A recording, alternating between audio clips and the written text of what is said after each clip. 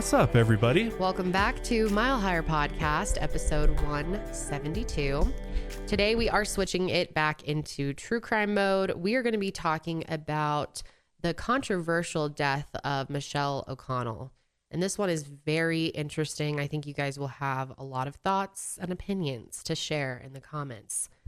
You have a lot of thoughts too. I do. Yeah, this one honestly pisses me off. Yeah, me too. And the fact that literally nothing has been done to bring Michelle justice is just absolutely crazy. I mean, you'll see as soon as we get into it that this is just such a messed up mess. Case. Like, yeah, it's a mess. It's just an absolute mess. So much bullshit. From beginning to end. It's unbelievable. But we'll get into that. And we also have a little short, which we haven't really done on our show before yet. But I was approached by the family of a victim named Katie Palmer to talk about her case, and it is a vehicular homicide. So it's not something that we normally talk about, and there isn't that much information that we could do a full Mile Higher episode on it, but this story really touched me. It's something I wanted to share with you guys, and I'm really hoping that a lot of you, please, can help them out because they really just need support. They need people rallying around them on social media and, you know, raising the red flag along with them. So I want to tell you a little bit about her story. So I'm going to get into that first. But before we get into Katie Palmer's case, I quickly wanted to thank our sponsors for today, MeUndies, Simply Safe, HelloFresh, ExpressVPN, and Stamps.com.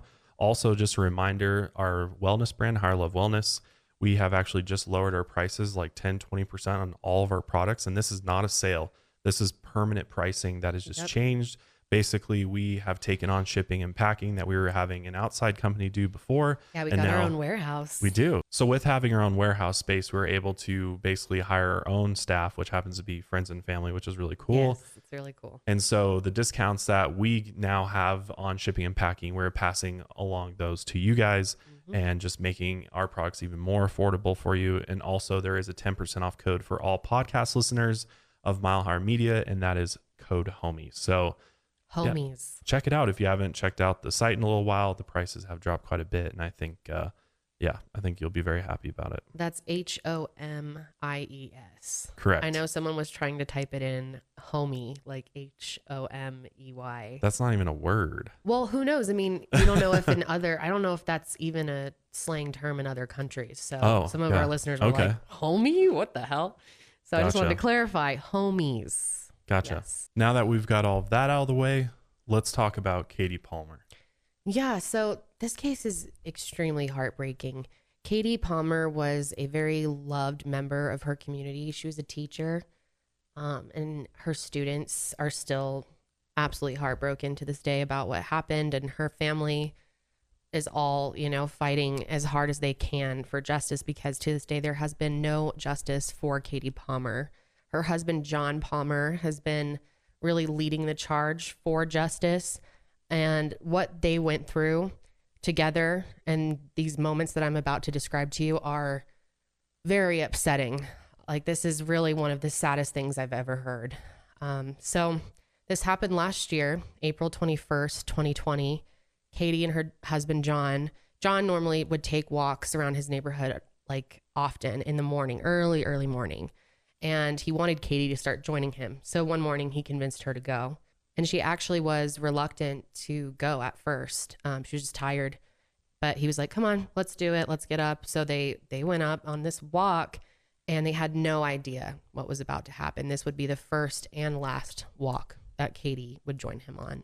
So they're just walking in their neighborhood and they're walking on the road side. Actually, there was no sidewalk and they were walking on the appropriate side of the road. When you walk on a road that doesn't have a sidewalk, you're supposed to walk on the side that has oncoming traffic. So they did everything right. Suddenly, a silver truck, veered over to the other lane into oncoming traffic and actually hit them and sent both of them flying. Obviously, both Katie and John were severely injured. And when John kind of came to and realized what was going on, he had this horrible pain. He said it felt like there was a ratchet around his waist and he could not get up. And then he realized that Katie was lying near him and he could hear her moaning. He said a terrible sound. and he could hear that she was having labored breathing. He said that he heard her take one last gasp of air, and that's when he knew that she was probably gone. John describes Katie as his soulmate. She was a fantastic mother, a great friend to so many people, and just an overall amazing person. John was brought to the ICU. They were actually brought to 2 different hospitals, and unfortunately, Katie was pronounced dead at the hospital. And like I said earlier, there has been absolutely no justice for Katie Palmer. It is unbelievable. And you might think, is that because the person fled the scene? No, they were there. The police came. Let me tell you more about what happened after the accident. So the Department of Public Safety was on scene 30 minutes after they were hit, and there was no accountability for that time. And DPS was the one that came to the scene because the incident happened outside of city limits, so they are the responding agency. The hospital sent a helicopter because the injuries were so bad, and it had just arrived as Trooper Tarif Al-Khatib arrived on the scene.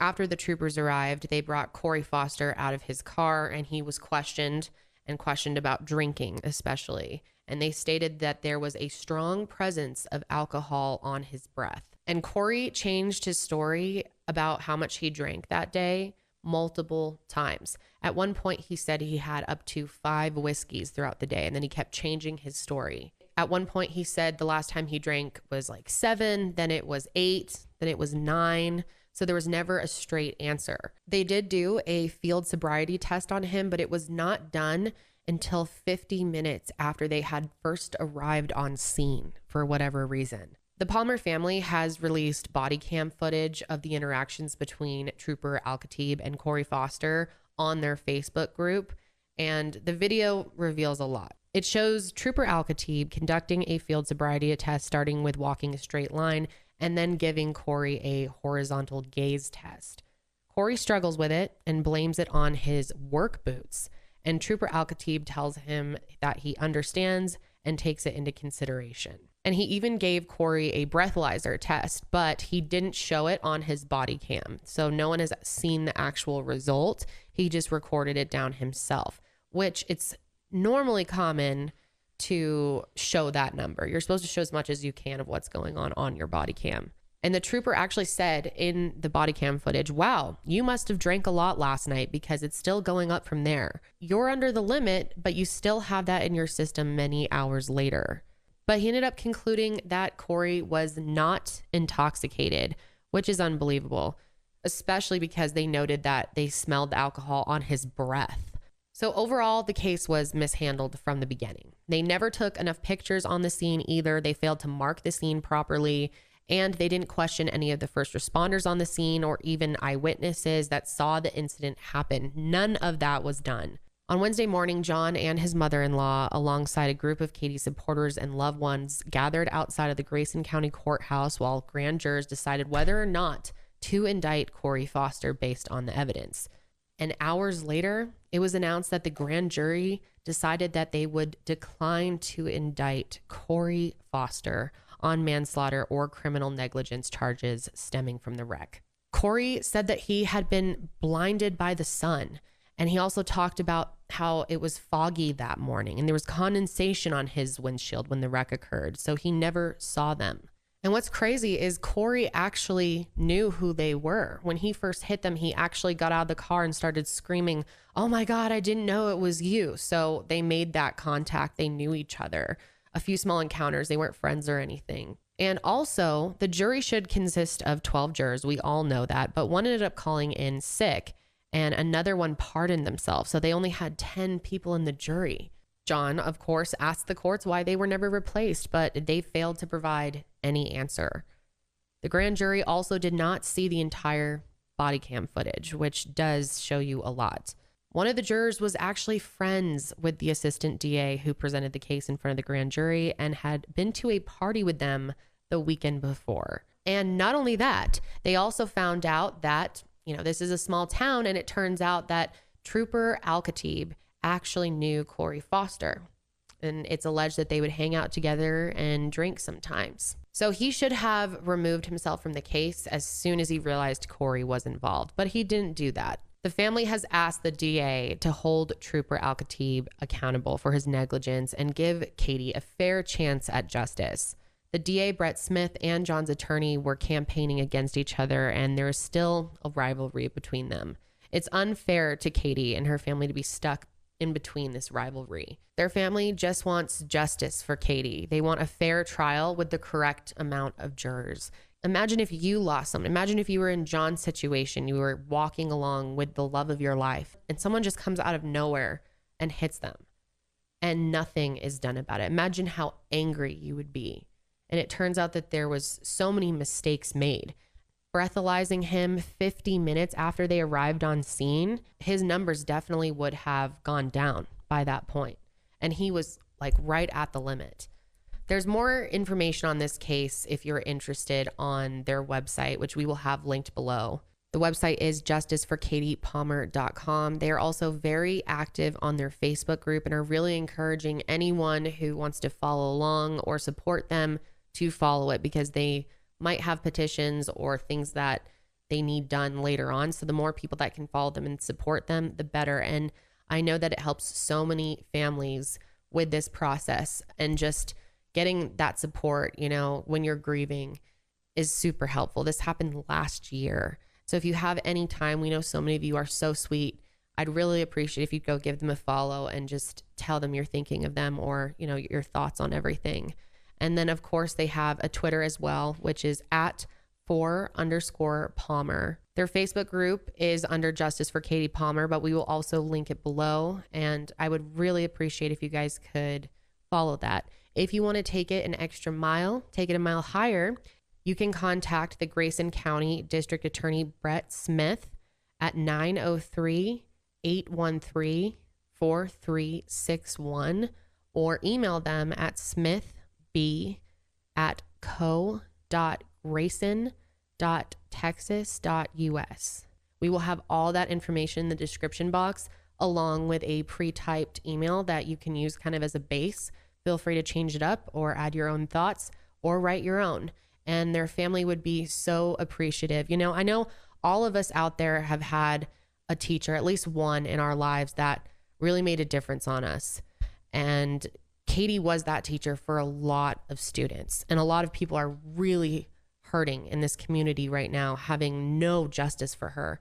And it just seems unbelievable to, I mean, imagine being in this situation. Would you ever think nothing would come of it? Nothing would be done if you were. That's what I can't wrap my head around, is the fact that absolutely nothing was done. Basically, he just got off with, I mean, at the very least, I mean, there should be manslaughter, something, you know, some type of charge associated. I mean, at the end of the day, he killed another human being. So to just chalk this up to an accident when there's clear evidence to suggest that it wasn't just an accident, that, oops, I couldn't see, the sun's in my eyes, and to veer across the entire roadway, that just doesn't happen. I mean, a sober person's not going to ever do that, no matter what is in your eyes. I mean, I think most people understand that you slow down, you pull over to the side of the road if you can't see, and get your situation figured out, not veer off into oncoming traffic and then into pedestrians. Is just, it's unbelievable, honestly. And John also talked about how Corey was one of the people in their neighborhood that he had noticed would drive extremely fast up and down that roadway, like just ridiculous neighborhood even speeds. In our neighborhood. I mean, people drive way too fast. They do, all over the place. And this is a perfect example of why it matters to slow down in neighborhoods. But I think the alcohol could have played a big part. I mean, he drank a lot the day before. He admitted it. And who knows if he would have probably been over the intoxication level for driving if they had done the test right when they got on the scene, and they didn't. And he was struggling with his sobriety test as well. Plus, there are also, I will say, rumors, this is alleged, that he's an alcoholic. And John has brought that up. He's been told by many people that he has a drinking problem. There's a past with him. And so John really feels like they are protecting him. Yeah. I mean, it's pretty clear just from what happened in the timeline, as far as the trooper and the fact that trooper knew Corey. And I mean, none of this is really that surprising, that it's a small town where, you know, everybody knows everybody. Everybody's got connections, you know, in government and law enforcement. And yet this kind of again, stuff happens all law the enforcement's time. not doing what they should be, which is the right thing, and Yeah. looking out for the victim in the case, as opposed to just, Playing by their own let's rules. hurry up and get this thing closed up and put away and, Yep. and forget about it. And it's just like, that's what we're about to get into with this next case is Yep. very similar to this story in the sense that police arrive and you expect police to do their job. I mean, they literally go to police academy for almost a year especially if you're a trooper, you should be an expert on car accidents and how to record those properly, how to deal with DUIs, how to deal with things like that. And just the mishandling of it, I think, is the most angering part. Yeah. I'm sure, especially for John, just like, what the hell? You guys literally didn't even do your job in order to investigate this properly. So I think that's the big issue here, is that it wasn't investigated properly. And now there's other levels of government and law enforcement where, how come this went to a grand jury and the grand jury came back with no reason to charge him. And it wasn't even a fair grand jury. 2 of them were missing. Right. So it just shows you that the justice system in most places, if not all places, has lots of problems. It does. And it really is much more political than I think anybody likes to admit. It's about who do you know, who's connected with who, and oftentimes law enforcement protects those that they want to. And yeah, I mean, I think I keep going back to how he didn't show the results of the test on his body cam. That seems like he was protecting him, because I'd understand maybe forgetting to do that if it's just like a driver who's swerving and you give them a sobriety test and you forget to show it on your body cam. But this, I mean, a woman just died. 2 people were just hit in a neighborhood. Why wouldn't that be top priority to make sure you get that number on your body cam when you're trained to do that? right. It seems like he didn't want it on there. Well, Because maybe it was something different than what he wrote down. Yeah, And that's the biggest alleged. problem. That Yes. is my own speculations, but That's the problem. As a police officer, it's your job to be unbiased and record the facts.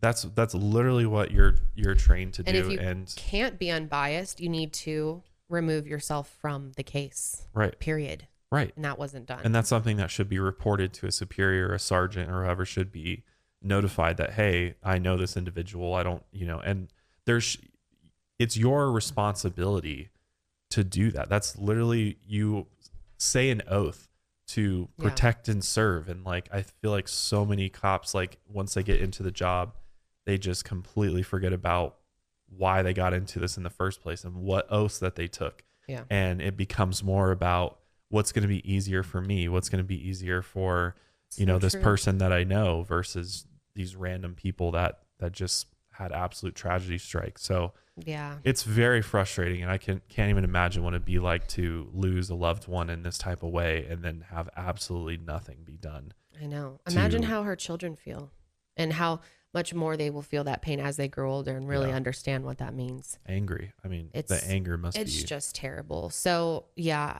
I was going to say, in honor of, your own favorite teacher or someone in your life that you love, maybe your mother, take a second and contact Brett Smith. It's really important. They are really looking for help. They need help.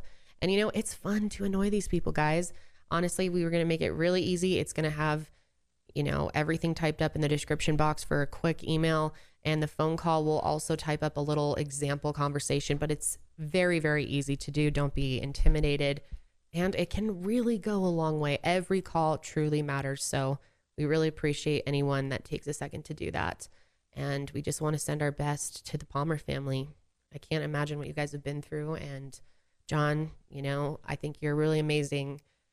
Everything that you've done for Katie and how hard that you have fought on top of grieving and trying to raise your children for her to get justice. It's really amazing. So, and it becomes more about just, helping other victims too. Yes. I mean, it's like, it becomes exactly a bigger mission. At the end of the day, you're not ever able to bring that loved one back. But if you can enact change in a system that desperately needs change, then maybe you'll prevent this from happening to another family, where another family gets totally screwed over by the justice system and law enforcement. And, they are then, I think that's the best thing that you can really do, is you can make yourself known, make your thoughts known and tell the people that have the power to make the changes what needs to be done.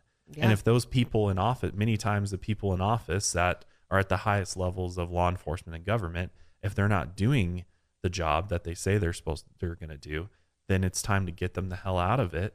And that's why voting is so important, especially on the local levels. Is like, that's like one of the biggest things you can do to help make positive change in your community is be a voter and take it seriously. Like, look into what the sheriff is doing, who's running for re-election maybe, or who's the new sheriff coming in. Is like, be active in your community and actually look at what the sheriff stands for. What's their track record? Don't just go Democrat because you normally go Democrat. It's don't not go about Republican. party lines no, it's and not. Local government. It really isn't. Not with DAs especially. Yeah. I mean, that one, I think a lot people glaze over the DAs, and a lot of bad DAs get into power. I mean, we've seen it firsthand. It's like some of these DAs out there and sheriffs and whatnot are just on a power trip. Like, it's all ego for them. It's all about furthering their career, their status, their, level in government. And at the end of the day, they really don't care about the victims of their community and how they're being mistreated by, and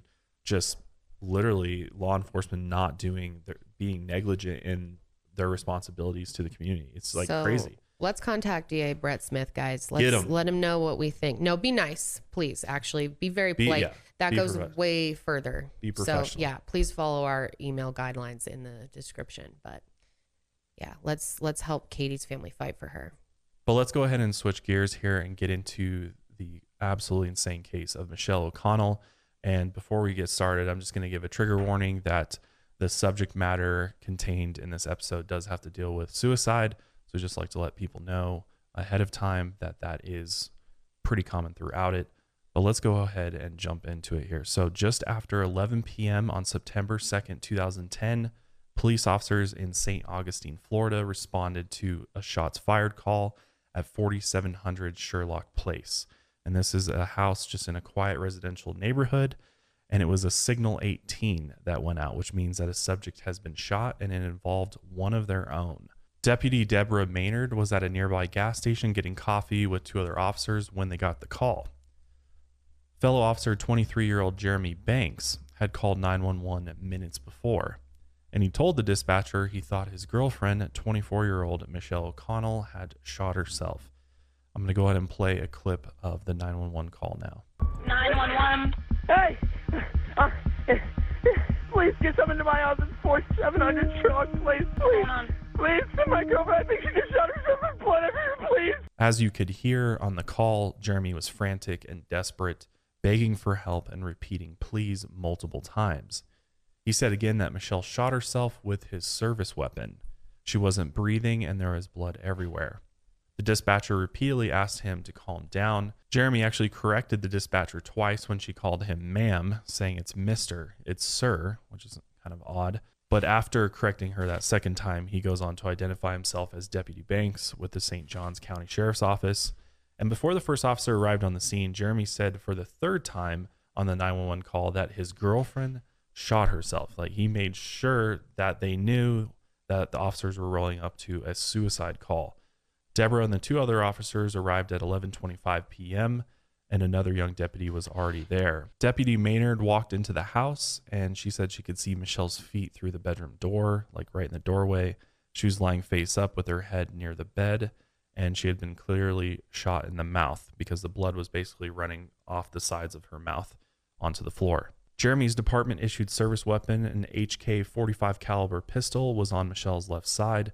The tactical searchlight or tack light on the end of the barrel was switched on. There was a bullet hole in the carpet by Michelle's right arm, and Jeremy was crouched in the bathroom doorway, squatting and clutching his phone, crying. One of the officers decided that they had to document the scene before the EMTs arrived, which is pretty obvious. That's what they should have done. And the shooting involved a deputy and a service weapon, so they were going to be questions, obviously, about what happened later on. An officer took pictures of the scene, including Michelle's position on the floor, the gun, and the bullet hole in the carpet. Her pockets were filled with dozens of prescription painkillers, and the shell casings were later found behind her and to the left, next to the bed. As soon as they arrived, the EMTs got to work on Michelle, trying to clear the blood away from her airway, but unfortunately it was too late, and Michelle was pronounced dead at 11:48 p.m. So let's talk a little bit about who Michelle O'Connell was. She was born on October 6th, 1985, and was raised by her mother, Patty O'Connell, in St. Augustine, Florida, along with her two sisters, Jennifer and Christine, who went by Chrissy, and her three brothers, Justin, Sean, and Scott. She was a single mom who worked 2 or 3 jobs at a time to support her 4-year-old daughter, Alexis, who she loved more than anything. Lexi, as she called her, was the light of her life. Motherhood came very naturally to Michelle, and there wasn't anything that she wouldn't do for her daughter. Her family was actually close connected with the St. Johns County Sheriff's Office. Her brother, Scott, was a sheriff's deputy, and he was the one who first introduced her to Jeremy Banks. The couple started dating in 2009 and moved in together after just 6 months. Her mother, Patty, who also worked at the sheriff's office, was a file clerk. Recently, Michelle had been working as a house cleaner through Molly Maid, but she finally had landed her dream job, and she was so excited about it. She was hired to work as a teacher's assistant with Tech Tots Childcare at First Coast Technical College. She had already picked up her key and was scheduled to start soon. Michelle was so excited that she would finally have a career, not just a job. And she actually told the director that she was so excited to go to the doctors finally because now she had health care. This was the start of a new life for her and Alexis, and she was very, very happy about it and had a good time in her life. Which all this is super important to understand, that there's absolutely no signs as far as her family's concerned and her friends to suggest that Michelle was suicidal in any way, or that that was even an inclination in her brain at that part of her life. So we're going to get more into the investigation, how all of that unfolded. But before that, we're going to take a quick ad break. Hi, friends.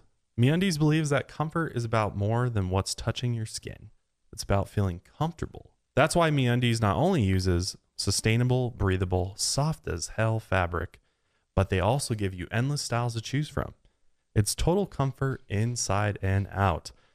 I discovered MeUndies probably like 3 years plus ago, and I gotta say, ever since I wore my first MeUndies boxer brief, I've never gone back. Like literally, I've worn MeUndies every single day for 3+ years, and I'll never wear any other type of underwear because it is the most comfortable underwear on the planet. The material they use for their underwear is something out of a dream. I mean, it's so soft, and what I love about it is it actually wicks moisture away from that area and just helps keep it nice, dry, compact, and comfortable. There's no rubbing, chafing, anything like that. Never rides up, which I absolutely love, no matter what type of pants or shorts I'm wearing.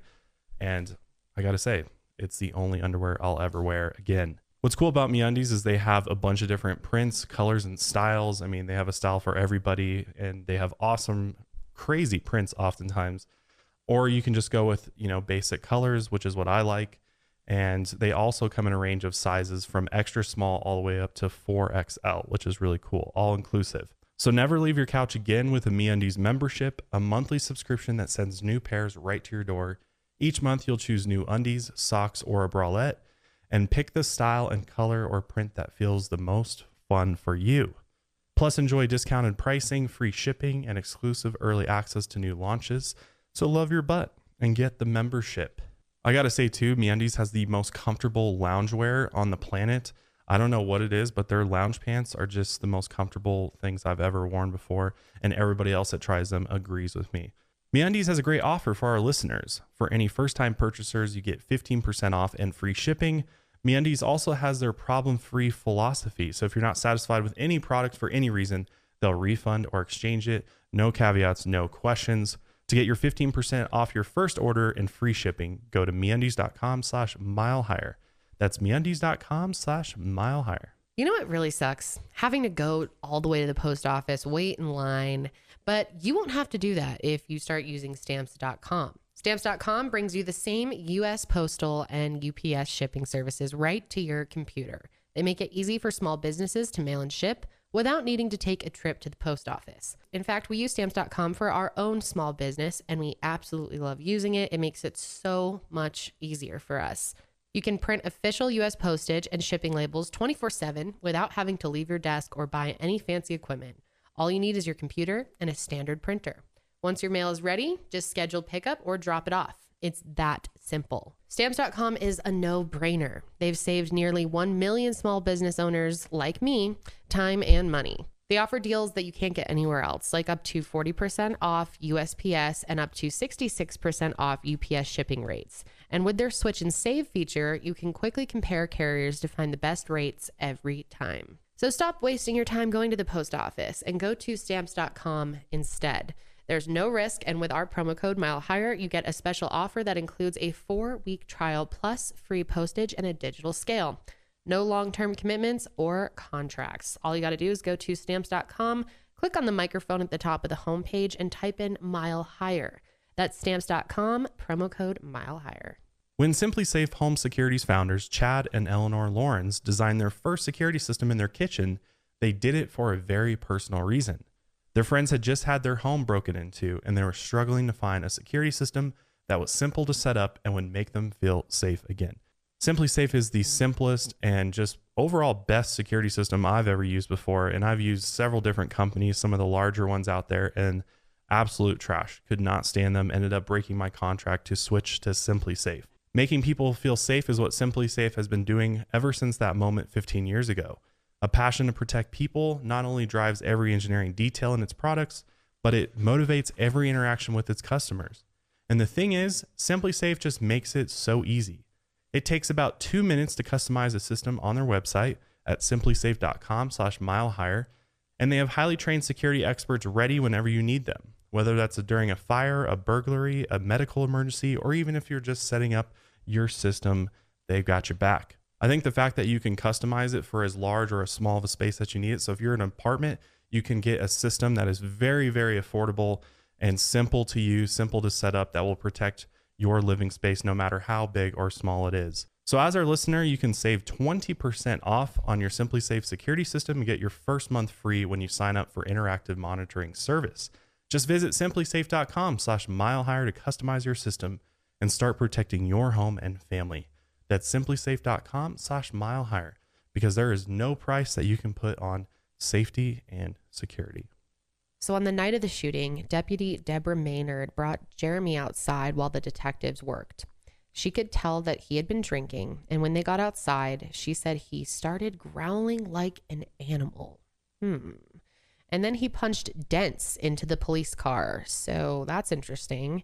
Then a male deputy grabbed him and said, "I don't care if you're intoxicated or not, you better sober up." And within minutes, off-duty officers, friends, and family members arrived at the house to support Jeremy. His stepfather, who was a deputy sheriff in another county, held him close and comforted him.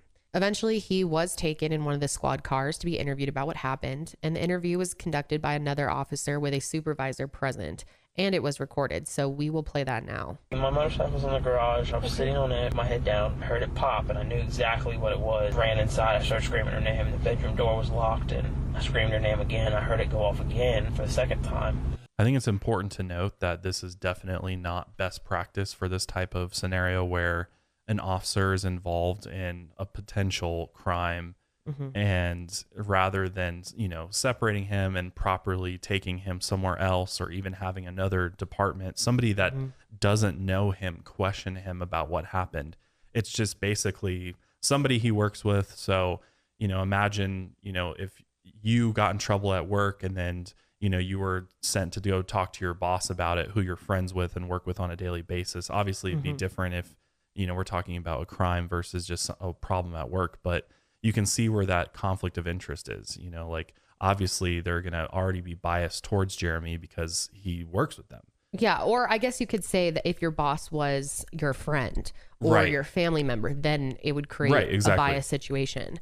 Yeah. Again, we're talking about bias with the police and why it matters so much to have unbiased people involved, especially when an officer is involved and was at a crime scene. Yeah. And somebody is dead. As a result of your service weapon going off. So Jeremy said he was alone in the garage sitting on his motorcycle when he heard a pop. He knew right away that it was a gunshot. He ran into the house screaming for Michelle, and she was in the bedroom with the door locked. As he tried to pry the door open, he heard another gunshot. He broke through the door and found her lying there covered in blood with his gun next to her and immediately called 911. The deputies and detectives who gathered at the house that night all agreed that this was an obvious suicide. Many of them were interviewed later on and said they never had any doubt that Michelle had taken her own life. The local media never reported anything about Michelle's death either.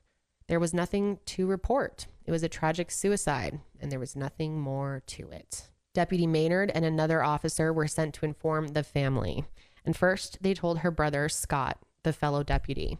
And after a minute of stunned silence, Scott handed his service weapon and keys to the officer and told them to take these away from him. And then he went with them to tell their mother, Patty, who knew all the officers from working at the sheriff's office.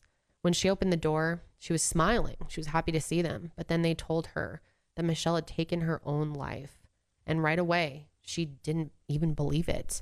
In fact, no one in Michelle's family believed that she would have left her daughter Alexis, that she would have taken her own life. It made no sense. The sheriff's department had only spent a few hours at the scene before ruling her death a suicide. And 2 days later, the cause of death was confirmed by medical examiner Dr. Frederick Hoban, who performed the autopsy. Michelle's sister tried to tell detectives that in the months before her death, Michelle had confided to her that Jeremy was abusive and sometimes violent. According to her, Jeremy had a short temper, especially when drinking and during family events. And one Thanksgiving, Michelle's oldest brother, Justin, had kicked him out after he had started a fight. Started a fight on Thanksgiving. Let's think about that type of person, okay?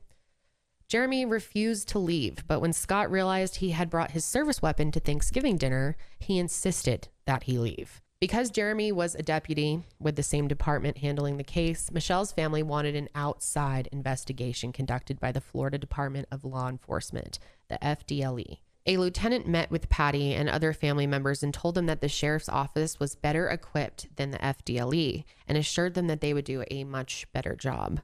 When the family pushed back, the lieutenant got offended. He said, "I feel like this is a damned inquisition on me. I haven't done anything wrong, guys. The sheriff's office hasn't done anything wrong." Their request for an outside investigation, however, was denied. This decision was made by the St. Johns County Sheriff, David Shore, who is a powerful and well-connected elected official who was extremely protective of other officers. Michelle's family truly believed that there were decisions being made to protect Jeremy and to protect their department, not to get to the bottom of what actually happened that night. The forensic evidence that was collected at the scene was never tested. That's so crazy. Isn't that? It's just like, why not? Why not test it? Even if you're absolutely convinced. Yeah, exactly. Mm-hmm. Why do you think? Officers never canvassed the neighborhood either to find potential witnesses. Which there were other witnesses to what happened. There was actually a neighborhood witness that heard, help me, coming from the house before two shots went out. Isn't that unbelievable? And the cops never even bothered to go ask anybody. Nope. And they didn't check Michelle's cell phone records or interview friends and family to find out if she showed any signs of being suicidal. They just assumed that she was. And within a matter of hours, police had decided what had happened. They said that there were no bruises on her body, so there hadn't been a struggle. They concluded that there was no way that she just stood still and let someone shoot her in the mouth. The only reasonable explanation to them was that she had done it herself. Michelle's family was obviously heartbroken, that they had lost her. They loved Michelle. She was so loved by so many people, and they couldn't believe that she was gone and that nothing was being done to get to the bottom of it. On September 9th, 2010, her friends and family gathered for a graveside service to say their final goodbyes to Michelle. And together, they decided that they were not giving up without a fight. Because no one in the family believed that this was suicide at all. They were like, this was clearly done by Jeremy, and he's just getting away with it. Yep. So one of the most obvious steps the police failed to take was piecing together the timeline of Michelle's last day, which could have been easily done by just talking to a few key witnesses and taking a look at her cell phone records. But why not? Yeah. It's just like, what doesn't make sense to me is that you're literally trained to treat every scene like it's a homicide until you prove it otherwise. Like that's the approach you're supposed to take, is to say, okay, this person was murdered by this person that's here until we can prove that he wasn't, or that that person didn't murder them. That's what's supposed to happen, but that doesn't happen so often all across the country. Because he's one of their, the fellow brother sisters in law enforcement, they just take his word for it. And they're like, oh, Jeremy would never lie to us. He would never cover up something. So clearly that's what happened. That afternoon, Michelle met her sister Chrissy at her place, and they had lunch together. During lunch, Michelle said she was planning to break up with Jeremy that night and had been looking for her own place for her and Alexis, looking at some apartments to move to. Chrissy knew that Jeremy had been violent with her in the past, and she was worried something might happen. Michelle didn't expect him to take it well, and said there was definitely going to be a fight, but she was prepared for it. She had paid for concert tickets for that night, and she said she wasn't going to miss it. So after the show, her plan was to break up with Jeremy and then go on to start her new life and her new job. Here's a clip of Chrissy actually talking about this whole conversation.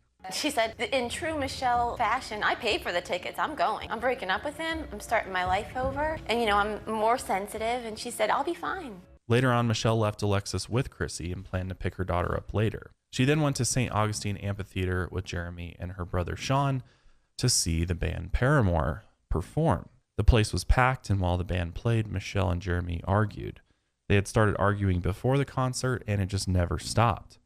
And when Sean saw that Jeremy was determined to not have any fun, because there's actually a photo of him just literally mean mugging the camera, acting like he's having an absolute terrible time there, he asked Jeremy to switch seats so that he could sit with his sister and they could enjoy the concert.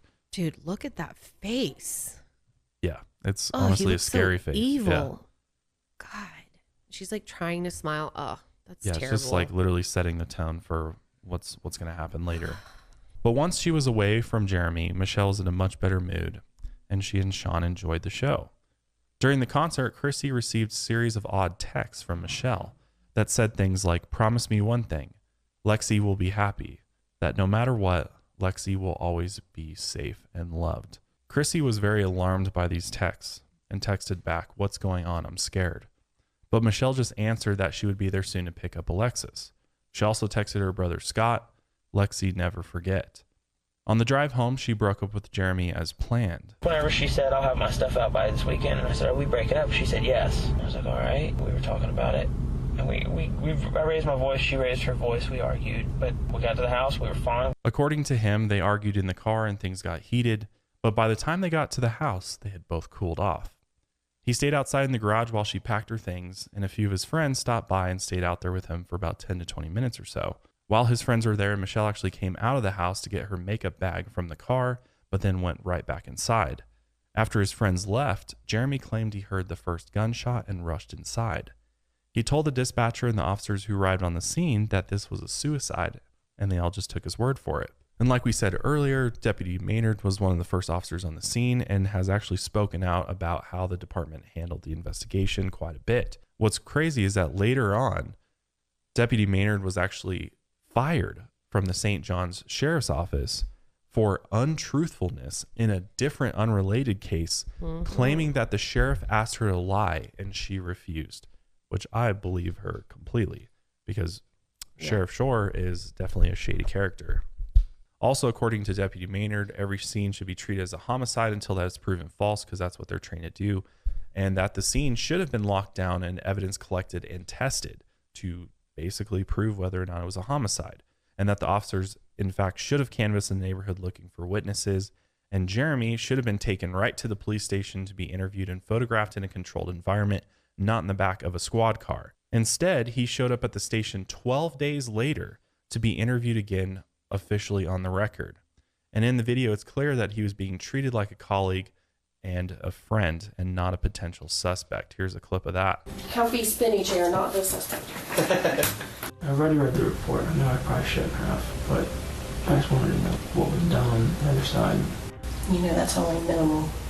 It's only the basics. Tell me where you saw things.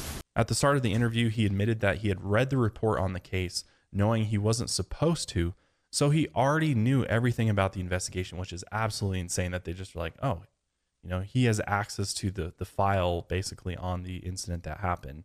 So it'd be very easy for him to manipulate his story, to actually be able to answer all the questions that they ask him in a way that doesn't basically implicate him in any sort of way. However, a few officers later on revealed that they had doubts about the scene that night, and one admitted to thinking that this is not good for Jeremy. Family members questioned why Jeremy didn't check Michelle's pulse or try to administer CPR. Because if you're, you know, even if it's your ex-girlfriend that just broke up with you, I think most normal human beings in this situation would rush in and try to help do anything to save that person, even if they had, you know, attempted to take their own life. But he didn't do any of that. Nope. And his attorney claimed that he wasn't acting like a deputy in those moments, because that's what he should have done as a deputy, is administer aid, but that he was just in shock and not thinking clearly. So that may or may not be true. The attorney also admitted that Jeremy didn't always secure his service weapon like he was supposed to. He just took off his holster and left it out sitting. This is one of the craziest things to me about this whole case, is the fact that the gun was in a retention holster, which is literally made so that a person can't just walk up to a police officer, pull their gun out and shoot them or use it against them or steal it or whatever. But in fact, it requires 3 fingers in order to actually pull it out. And all holster, there's a bunch of different types of holsters and they're all different. But that safety mechanism is specifically there for the officer, so that basically only the officer has the ability to pull the gun out of the holster. And it is actually, I've actually used one of these before, and it's actually way harder than you would think to pull this gun out of the holster. Really? You have to actually administer serious pressure. It's oftentimes confusing, and you have to not only press buttons on the holster, but you have to rock the weapon back in a certain angle in order to even pull it out. So a person who's not familiar with these holsters would most likely struggle significantly with this in order to even get it out of the holster at all. So it seems very unlikely that somebody who is going to take their own life would choose to use a service weapon that they have no idea how to use and pull out of a holster. Totally. Yeah. Just doesn't make any sense. No. There were also several other aspects of this case that her family questioned. Because the gun was found on her left side, she would have had to shoot herself with her left hand, but Michelle was right-handed. That right there is big question mark. Yeah. Detectives on the case said that she was likely trying to figure out how to use the gun, which is why she took a practice shot into the carpet. Practice shot. That's unbelievable. And like their reasoning is like, oh, well, in some suicides, the person that is going to take their own life with a gun fires a shot to make sure it works before actually doing the fatal shot. And I'm like, I'm sure some people it do happens, but that just seems like that's a pretty broad generalization to make with virtually no evidence. And just assume that is 100% what happened. Right.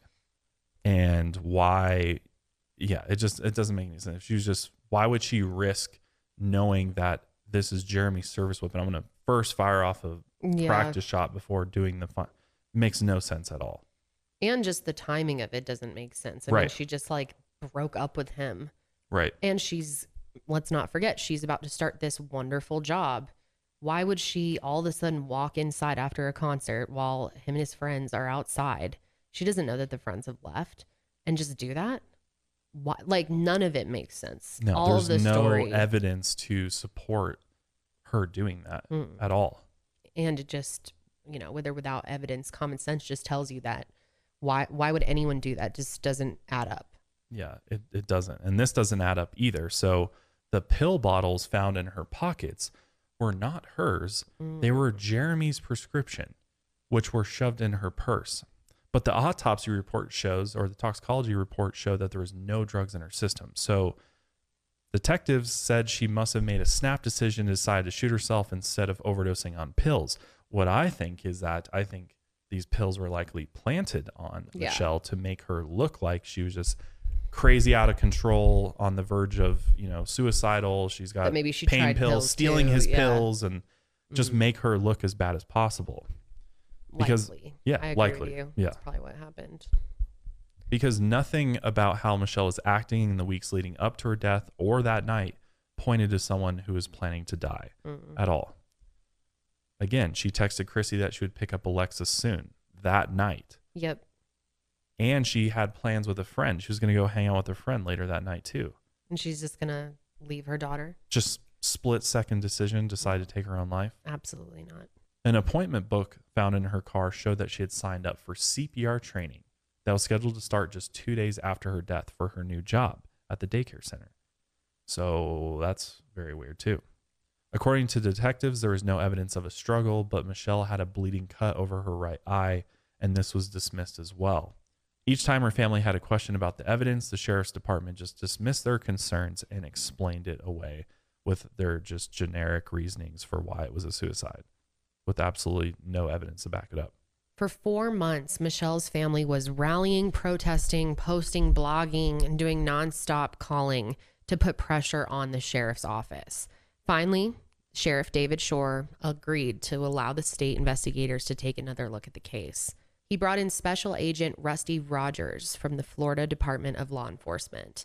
And right away, Rusty found 2 women who lived in the neighborhood who had heard noises coming from the house that night, as Josh mentioned earlier. Both witnesses heard a woman yell for help, followed by the gunshot. A woman yelled for help again, and then after the second gunshot, everything was silent.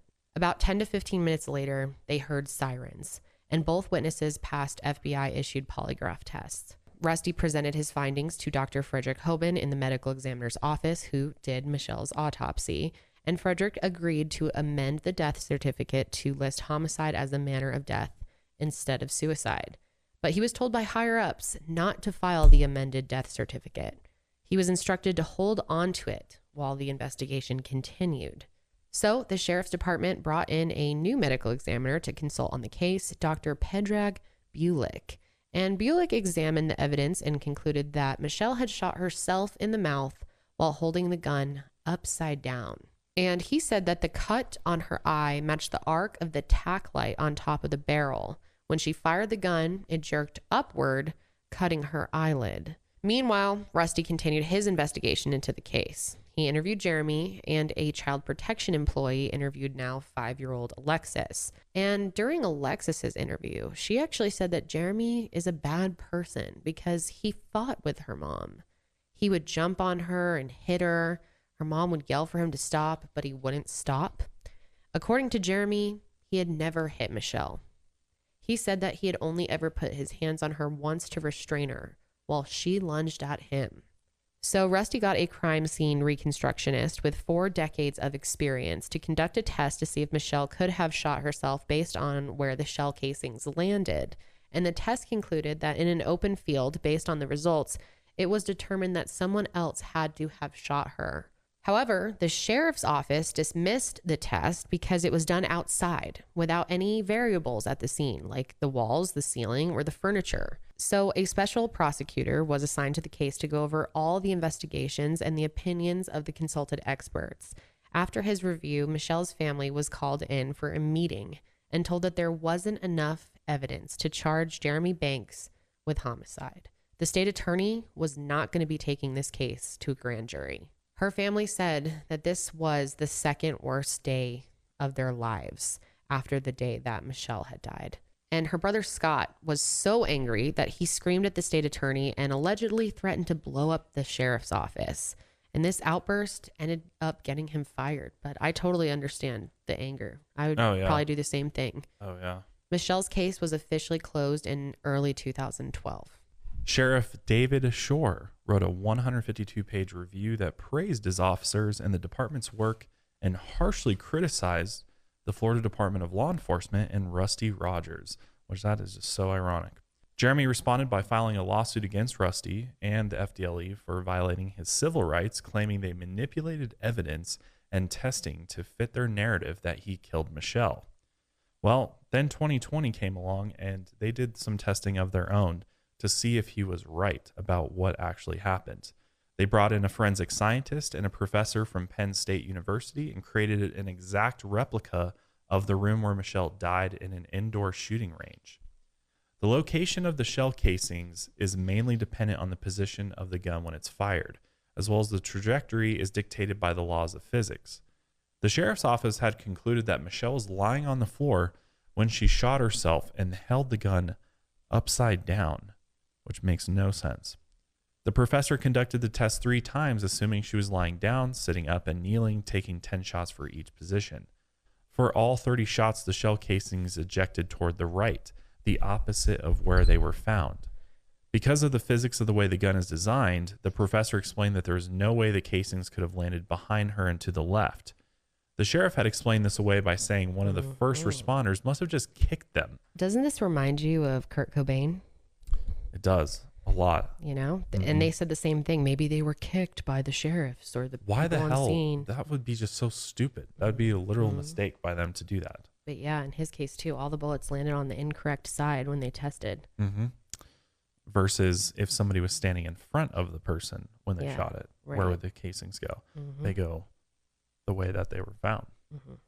But they just dismissed that away as they kicked it. This was absolutely wild to me, is that when they did this test, the professor explained that when a gun is fired, it's just the physics that it's going to recoil back, not upwards.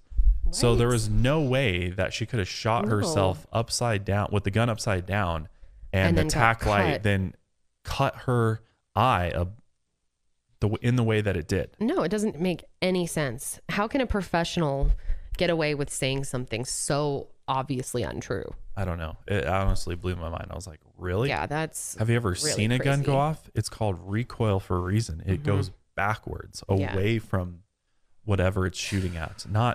That would be so weird if you shot a 45 caliber gun and it goes up. Yeah, like when like what? Makes no sense. It's just impossible. Just such incompetence. I It- mean, it really in this is. field, and you don't understand that. Or it's just bullshit and they're just trying to sweep it under the rug. Yep. And so they'll say whatever they have to say. Mm-hmm. But the professor also conducted a test to see where the shell casings would land if someone else had shot her in the face. And in the 10 shots, they all landed very close to where they were actually found on the scene. Imagine that. When Patty was shown the results of these tests, she was furious and didn't understand why the sheriff's office wasn't conducting tests themselves as well as interviewing witnesses. I would wonder the exact same thing.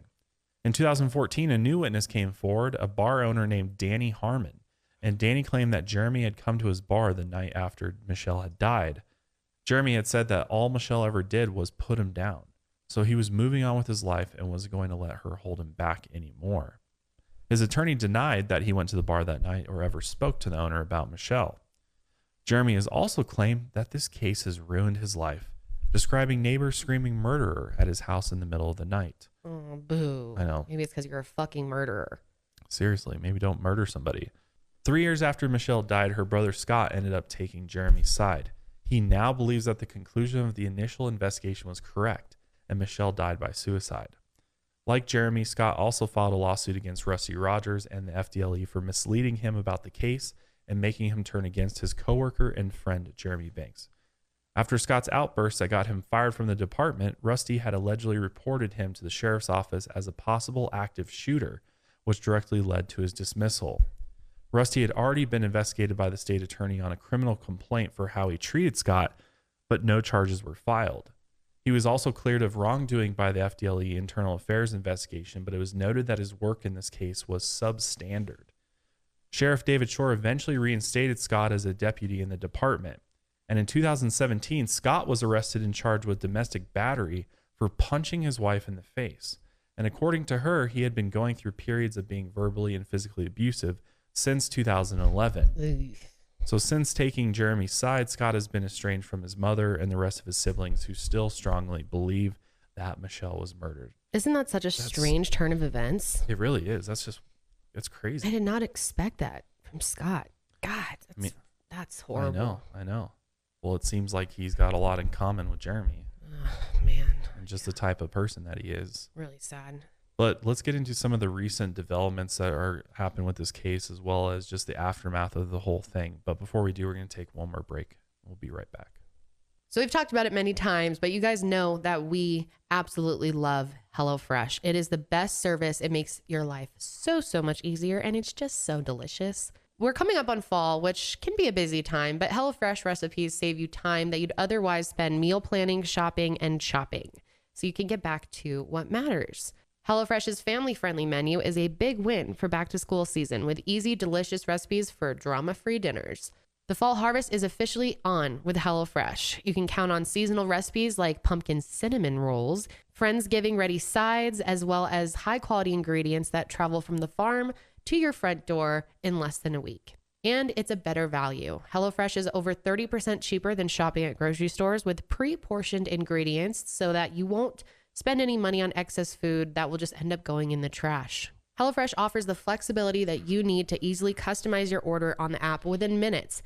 Josh and I love using HelloFresh. It just makes our life so much easier. It's just nice to know that it's there, that there's a few options in your fridge, and you don't have to, order out if you're tired or go to the grocery store if you're already tired. It's already all there for you. And I love that you don't have to waste anything. That's a big problem that we've had when cooking, is buying too much of an ingredient. The recipe only calls for a certain amount, and then you don't know what to do with the rest of it.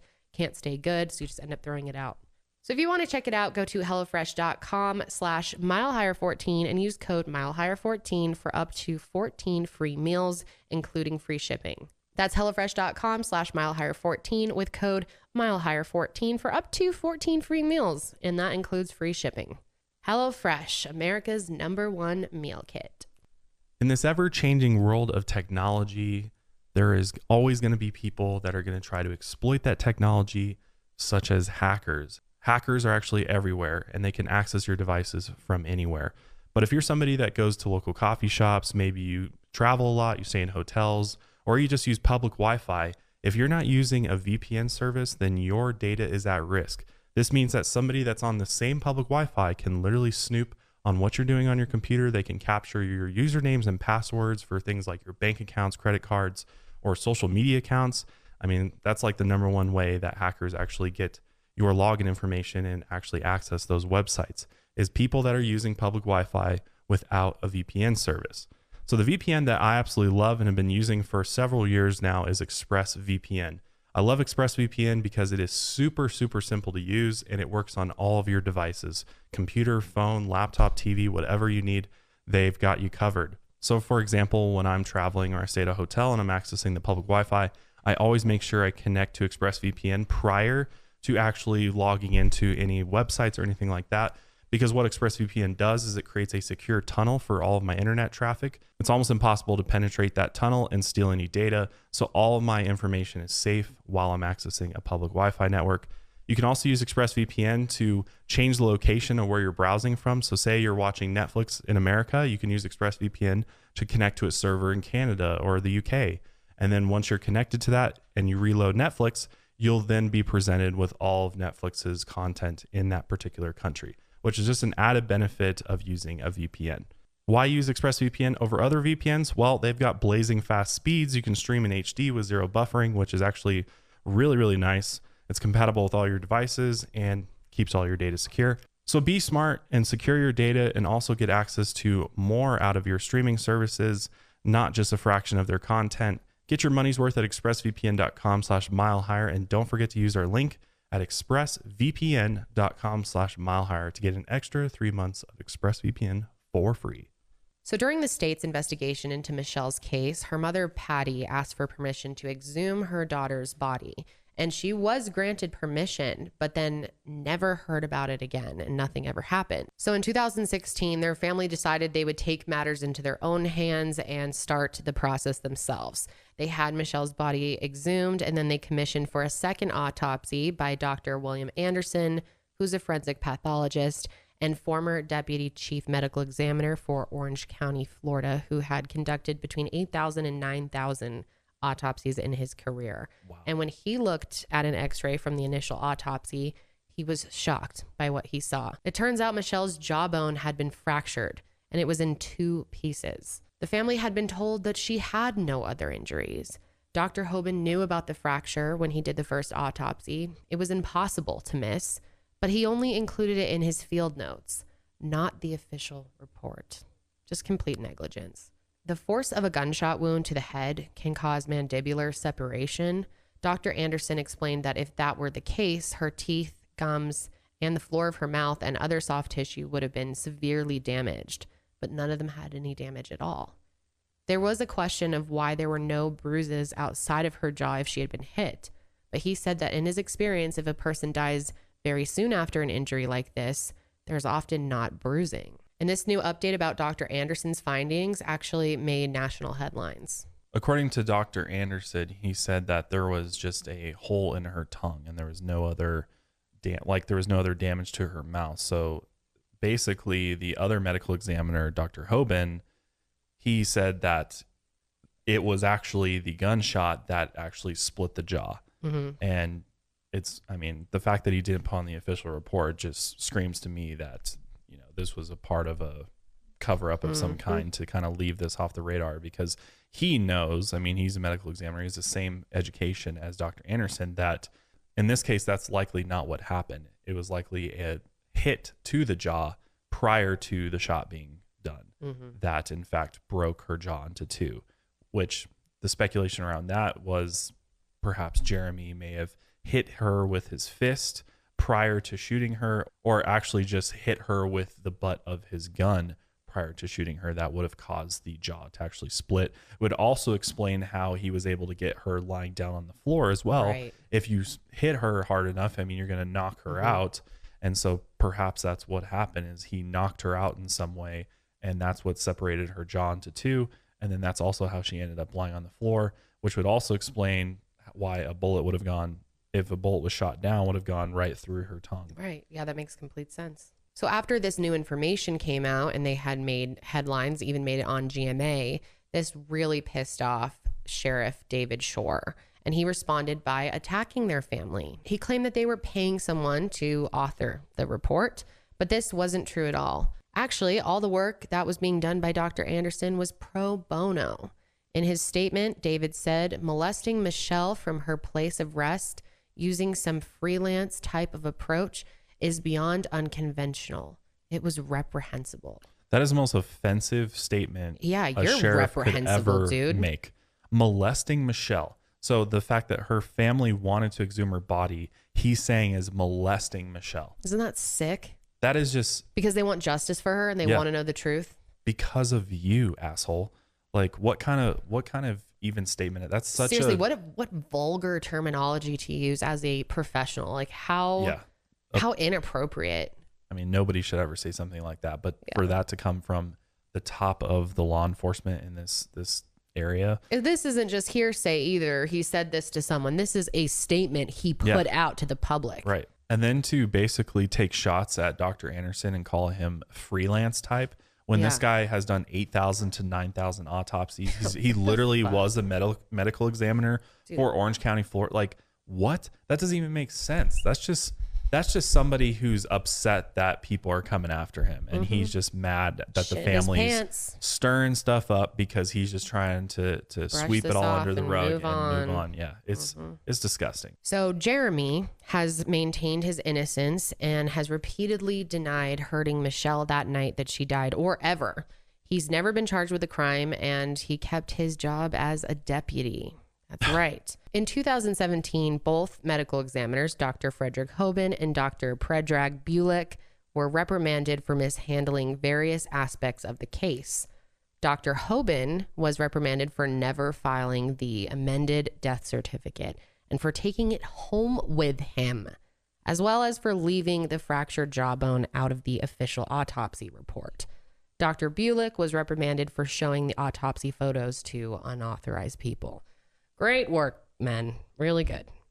This was a small victory for the family, of course, but they weren't done fighting for justice. Then in the spring of 2018, a judge dismissed Jeremy's lawsuit against Rusty Rogers and the FDLE, determining that there was probable cause to investigate him. Michelle's family wants the governor to assign a new special prosecutor, and they want Jeremy to be finally charged with Michelle's murder. They're also fighting to pass a law that would prevent law enforcement agencies from investigating one of their own, which would be great to have. Deborah Maynard ran against David Shore for sheriff in 2016, giving him a challenger for the first time in 2 elections. And she hoped to bring change, accountability, and transparency to the sheriff's office. She opposed David on the controversial issue of mandatory body cameras for police officers, which Deborah strongly supports. David won the election, though, with nearly 86% of the vote, and credited his officers for the win. He retired from the position, however, in the 2020 election cycle. Michelle's case has been closely followed by many in the true crime community, including private investigator Eli Washtalk. Eli, who was a mechanic with 2 kids who used they, them pronouns, was inspired to work as an independent researcher to get justice for Michelle and her family. And they were making quite a bit of progress on their investigation. In August 2018, Eli requested crime scene photos from the St. Johns County Sheriff's Office, and that request was granted. And they picked up a disc on August 30th, 2018, and paid $7.50 for it. A few months later, on January 30th, 2019, Eli sent their 15-year-old son to stay with neighbors in a condo 2 floors below. Eli lived in the gated community of La Terra condominiums near the World Golf Village Resort in St. Augustine, Florida. And according to Eli's sister, they had noticed multiple people watching them from the resort earlier that day and was worried something might happen. When their son walked in, he noticed that Eli had been shot. And sadly, Eli ended up passing away from this gunshot wound. And when the police came, they really didn't have any idea where to start. There was really no evidence to go off of. And their death was ultimately ruled a homicide and has still not been solved to this day. Patty O'Connell feels strongly that Eli was killed for investigating her daughter's case. And Eli's father also agrees. And because of the conflict of interest in St. Johns County with Michelle's case, the Putnam County Sheriff's Office, located about an hour from St. Augustine, was brought in to investigate Eli's murder. And you can just imagine how well that's going. It's not going well at all. There's literally no updates with that as of right now. And there's no way to prove that there's any connection with their death to Michelle's. Right. According to the sheriff's office, they said it could just be a coincidence that Eli was murdered. But then again, there's no evidence to support either way at this point. Well, I don't know. It's pretty weird that they were investigating all of this and really digging in, and then they end up dead. You know, it just seems, I guess there's no way to for sure say, but I don't know. It's very suspicious.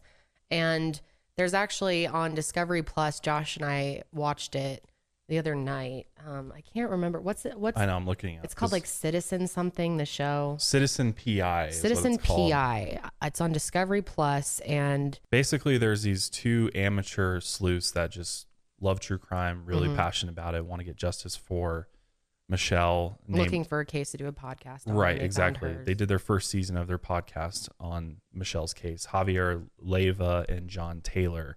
They were in this Citizen PI show, and there wasn't a whole lot of new information in there. It was really just kind of basically picking up the pieces from where Eli left the case and trying to find out, more and keep going down that road. But ultimately, they really didn't find out anything that was nothing really groundbreaking, other than the fact that, well, there was 2 things that they sort of noticed. So they went and looked at the crime scene photos as well, and they noticed that there was a blanket over a chair. I believe it was just outside of the bedroom that ultimately had luggage underneath it, which would have indicated that maybe she was leaving. That just supports what she said, that I'm leaving Jeremy, and she had her stuff already packed, or at least the bags were there for her to pack up at some point that night. That's a big piece. And it looked like Jeremy likely had thrown a blanket over the top of it before the police arrived to hide that, because he's got that law enforcement mindset, so he knows what they're going to be looking for, and he just covered that up too. It seems like he did his best to sort of stage the scene in a way that made sense to other officers, so that when they arrived, they automatically believed his narrative of this was a suicide. So I wonder if he purposely had his friends come over to give him more of an alibi. I was outside with my friends. My friends were with me. They saw me outside. That's obviously why he did that. He was trying to cover it all up. He was, yeah.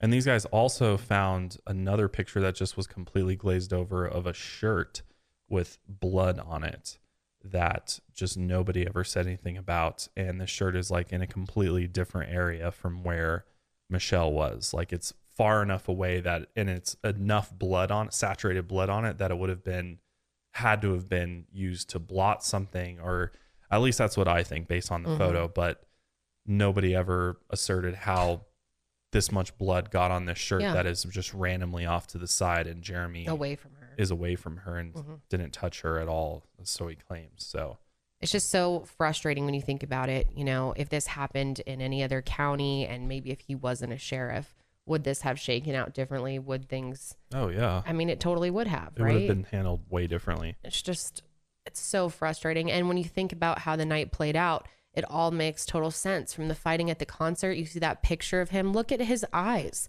He just looks so, like I said, evil in that picture. Yeah, there's definitely angry thoughts going through his head. Totally. For sure. And then, of course, what she told her sister about how abusive he was to her.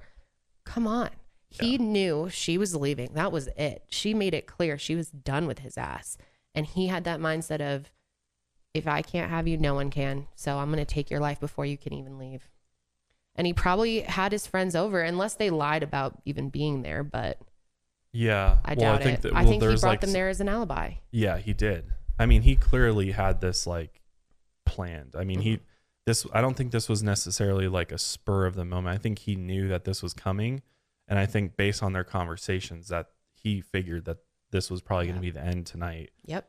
And I mean, just from the fact that he saw that the luggage bags were out, I think it was predetermined that she was going to break up with him. And so he was planning this down to a T. I mean, he was hoping that his friends would be like his cover for him to be outside when the shots go off. But we already know that the friends weren't there. Right. There was a period of time where they were not there. But they do supply him with an alibi that he was outside. Right, that he was outside. Before, right. You know, and he wasn't fighting with her actively inside or anything. Right.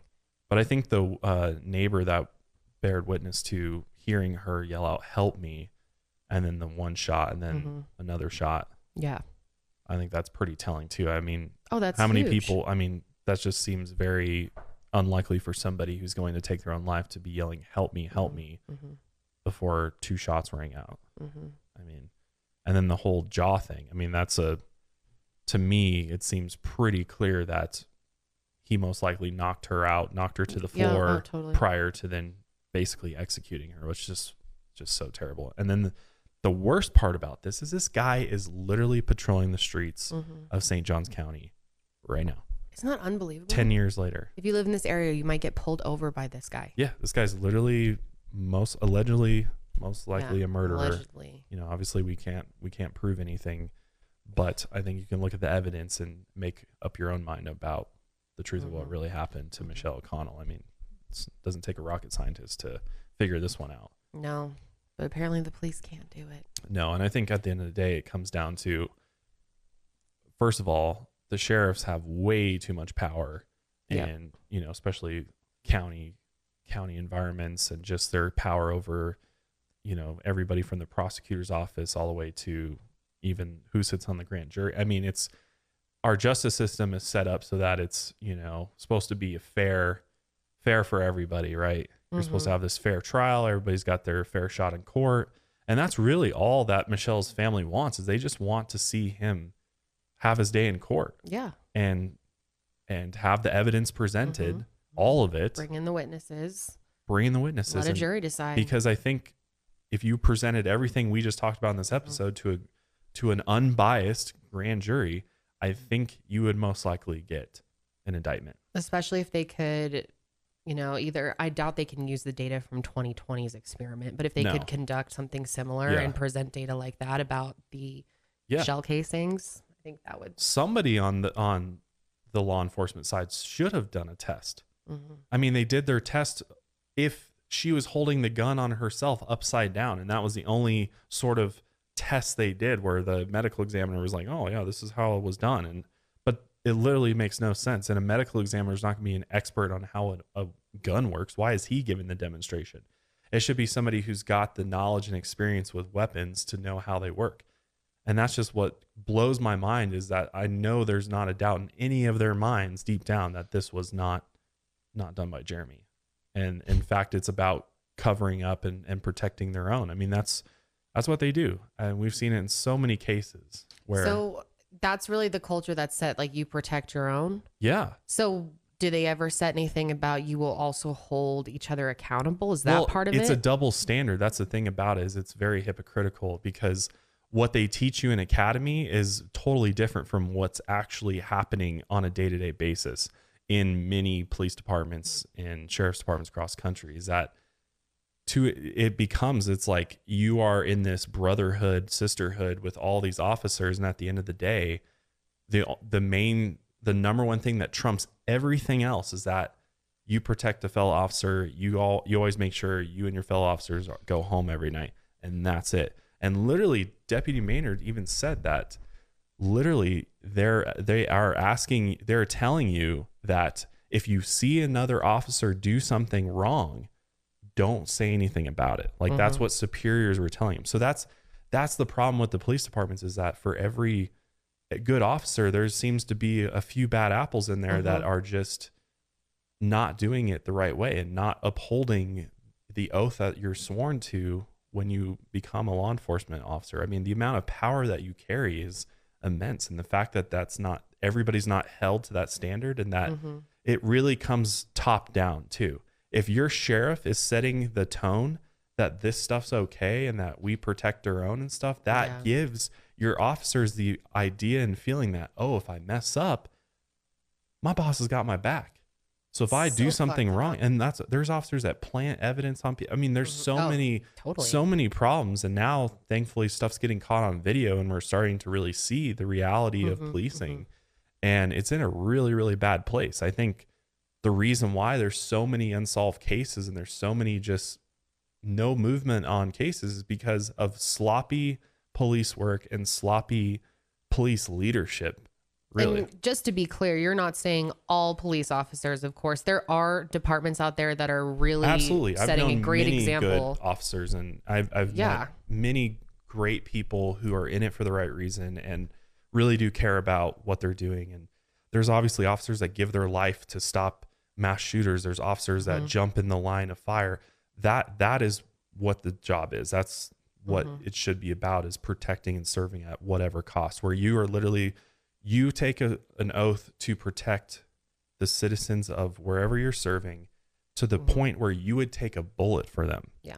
So to now have an officer who's literally doing the opposite of that and taking citizens' lives and getting away with it, that just shows you how corrupt and how just what a mess that department is. And that's why the sheriff, the one at the top, is so important. And that's why they're voted in, is so that the people feel comfortable with the person who's running the law enforcement for that area. Right. It's so important. Like, and nobody ever explains that to you growing up and about politics, or like they barely talk about that on the news. Yeah. Nobody ever really talks about the fact of how important it is to look into the DA running, look into the sheriff. But the problem is that in many counties, they run unopposed. Yeah. And they have been for years. Right. I mean, it's really wild. That's why it goes back just decades and decades of corruption in these police departments, and it's hard for them to break out of it because it's like a culture. It has become a culture in that particular department. And it becomes a giant cover up where everybody's covering up for the past mistakes made by the department. And you know, I know we always bring up Christian Andriacchio's case, the documentary that we made, but that was a very profound experience for Josh and I, going out there and seeing things for ourselves and really diving in with this family into everything. And the same shit's happening down there. Same thing. The guy who had been in as DA had been there for, I want to say, like, I can't even remember like how many years, so many years. Multiple decades. He had run multiple decades unopposed. No one had ever run against him. And he had done so much shit, and it had been brushed under the rug. And finally we captured it. He was, someone ran against him, had the guts to do it. And I guess I won't give away what happened, but if you want to watch our documentary, I'll link it below. But it was a very similar situation to this, and it happens all over the countries. Bad DAs that are just sitting there, and all the skeletons in their closet sit there with them. Well, especially, I mean, it's even worse in smaller towns. Like St. Augustine's a smaller city than some of the large, most large cities, Denver, Chicago, LA. The sheriff of those counties are, there's oftentimes a lot more movement, and they have a lot more sheriffs oftentimes because of the sheer amount of people there are and the amount of people that run. But in smaller towns across the US, it's who you know. is what really matters. It's very true, but not to not, say that the larger cities police aren't corrupt. No, because a lot of them are. True, but it's obviously, it's obviously a little bit, it works a little bit different because it's still very political. It's still about who you know. But when it comes to small towns, like if you're not in the know, then why even run for office? Because you're going to lose to whoever the person that's in office who has been in the community. Everybody knows him, and he's kind of putting on this whole, front for everybody, and just the name they know on the ballot. They're like, oh, I know that guy. Well, and it comes down to, because when you run for sheriff, you do have to run as a Democrat or Republican, and really that doesn't really play that big of a factor into your policies. Obviously, to some extent it will, but oftentimes, if you look at sheriffs across the U.S. and especially small towns, what you find is that they're oftentimes Republican. And so if you're a Democrat at sheriff trying to run and take a seat, most times it's going to be much more difficult for you to accomplish that unless you can convince Republican voters or independent voters to sort of swing to your side. And that's kind of what we found out in Meridian, is that that's a Republican town. The government's been Republican since the beginning of time.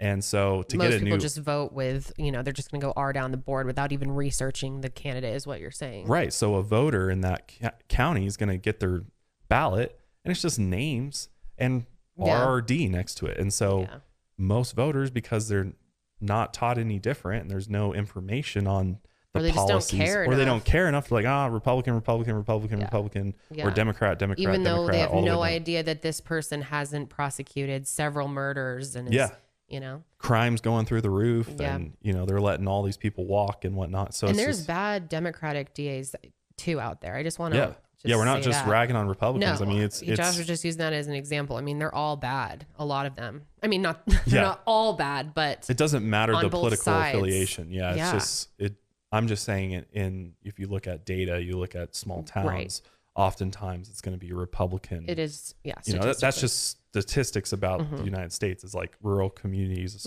typically lean more Republican.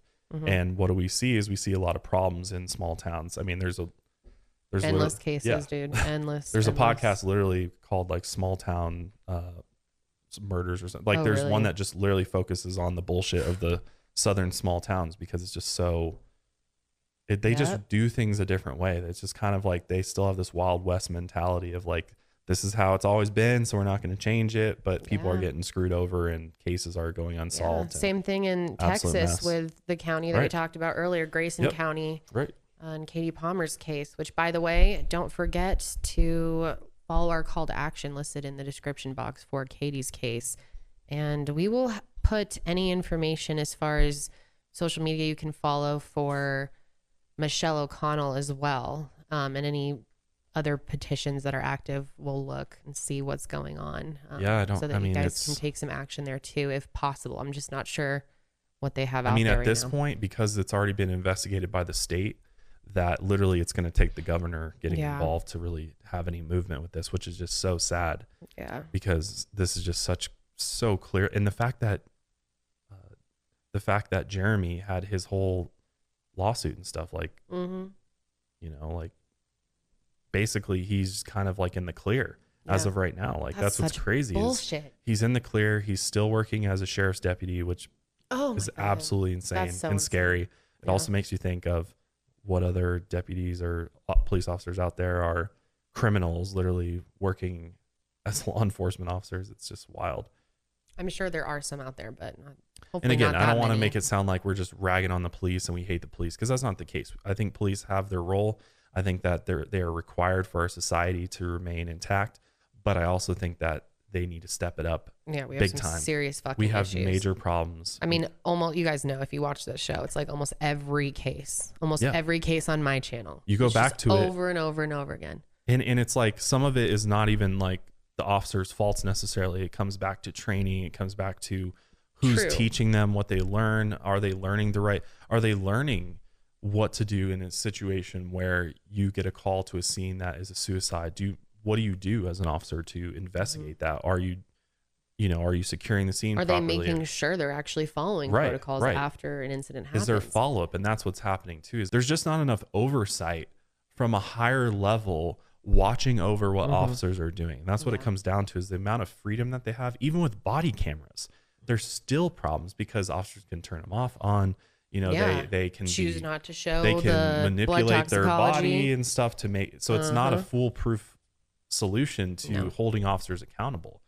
I mean, what is it going to take to really like bring up the level? And it also comes back to, sadly, money. It comes back to the people that go into law enforcement are going into it knowing that it's not going to be a huge, you know, paying job. It's not going to be like going to make you rich by any means, but the amount of money that's allocated to the emergency services, and this just goes for first responders across the board, is not nearly enough at all. I mean, EMTs to firefighters to police officers, the salaries that they get are not great.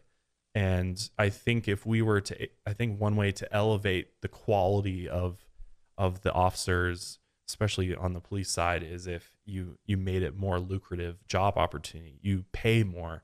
You make it, you know, there should be hazard pay. You're putting your life on the line. You know, there should be more benefits to There's not hazard pay? No, it's not. There's not like extra money that you get because you put your life on the line. It's like, I guess you're right. It's just I've a never thought about government that salary job. It's no different. Wow, Than, that's unbelievable. That's obviously there's like insurance and life insurance, but it's like you're not getting anything additional for putting your life on the line every day. I mean, yeah, it's crazy. And the whole system's like incredibly broken. And you could also make the argument for mental health. What's the mental health of these officers? Are they dealing with the stress adequately in order to refresh themselves before they go back on shift? And I mean, it's a tough job. I mean, you see the absolute worst of society in the job, and day in, day out. I mean, it doesn't matter how tough you are, how badass you are, what experience you have, it's going to take a toll on you mentally, and it's going to eventually affect your whole psyche and how you, I mean, that's why the divorce rate among officers is extremely high. It's why the suicide rate among officers is extremely high. I don't know the exact numbers, but I know it would shock you because of just how demanding the job is, and there's not enough support for officers to deal with these things. And so they bottle it up, they turn to drinking, drugs, whatever it is, to cope with these things. And then ultimately, you know, they might have started out being this upstanding citizen police officer, and they end up being just an absolute mess by the end of it. And then barely getting by, barely analyzing crime scenes correctly, not taking just DNA not caring, when they're supposed not to. giving a shit. You're just like, this is, they don't pay me enough for this. So why do I care? Some officers, again, I want to clarify, some. Right. Then there's those officers out there who take it seriously, are really in it for the right reasons and doing it the right way. And unfortunately, there's just not enough of them. Yeah. And, you know, it's just, truth. It's a very complex issue. I think that is going to take a lot of effort from a lot of different entities to really resolve. And I guess as I get off the soapbox, I'll say, vote, vote, be active in your community, know what's going on. I think it's important to watch like local news, know what's happening crime wise in your area. Yeah. See what's happening with, you know, law enforcement, and look beyond. I mean, I feel like the average person is really only cares about president. And they go in and they don't know half the names on the ballot, you know, and they didn't look it up and don't really care that much. And it's okay. Like, I don't judge people for doing that. It's our education's failure that we haven't taught people what that means, what those positions hold, why you should vote for those things, why it matters. Yeah. It's the media's fault as well that they don't report on those types of people as much. It's all about everything else. And the ad, they don't, you know, it's just like people don't know. Keep you distracted, right? Yeah. Keep you distracted from what's really going on. And this shit happens, and real people get affected, and people get away with murder. Yeah. So. Even a police officer. Unbelievable he got back in again. Yeah. All right. Well, this episode is getting quite long, so we're going to go ahead and wrap it up. We will have another true crime episode for you guys next week. And is there anything else you'd like to say, Josh? No, I think I've spoken all of the thoughts that I have. Wow. He has spoken all of the thoughts that he has. That you heard it first, I could go on people. And on, honestly, though. If you want to hear me rant, maybe I'll get on a live stream or something someday. But why don't you just go in the house and start a live stream? It's just one of those things. It just makes me so mad to see this happen. I mean, especially the police officer literally still working when he likely murdered somebody. I know it's hard to crazy. even like, it's like, what do you even do? Like there's nothing you can even do. Imagine how their family feels, Yeah. dude. I couldn't even imagine being Michelle's family. I mean, Either. he's so angry. But yeah, let us know what your thoughts are on this case, and as well as Katie Palmer's case. We'd really love to hear what you have to say. We'll put all the information for the cases in the description below or the show notes. But that is it for us today on the Mile Higher Podcasts. If you enjoy the show, we appreciate it if you subscribe to us on YouTube and Apple Podcasts. It does really help us out. But until next time, keep on taking your mind a mile higher.